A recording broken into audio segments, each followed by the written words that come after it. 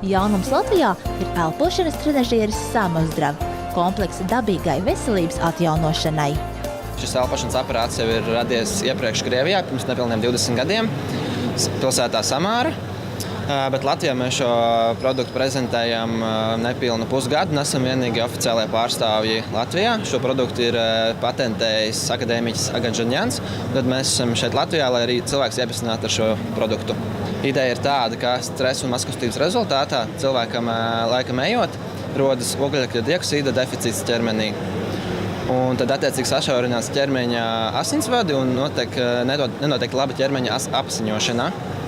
Un tad šis trenažieris nodara tādā ziņā, ka elpojot pats ar savu gaisu, tiek paaugstināts, uzlabots šis ogļakļa dioksīda līmenis asinīs un tiek uzlabota vispārējā ķermeņa un iekšējā orgānu apziņošana. Biežākās un izplatītākās slimības varētu būt sirds aritmijas, hipertonijas, bezmiegs, astma, dažādas alerģijas, cukura diabēta, daudz dažādu plašu spektru slimības, kurām Samazdrav tiešām spēj palīdzēt. Samazdrav nav vecuma ierobežojuma. Elpošanas trenažieri var izmantot visa ģimene. To var izmantot gan cilvēki, kuriem jau ir veselības problēmas, gan arī tie, kuri nevēlas, lai tās būtu.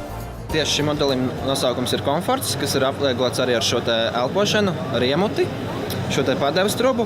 Un šeit notiek visa tā galvenā darbība, kad cilvēks ieelpo savu izelpoto ogļakļa dioksīdu, bet tam attiecīgi to atkal ieelpo ar nelielu skābekļa padevi, kad arī attiecīgi notiek šie trenēšana, kas stabilizējas visu šī sistēma un palielinās ogļakļa dioksīda saturs asinīs. Un šis ir otrs variants ar nosaukumu standarts. Ideja tā pati, tikai savādāks dizains un izskats.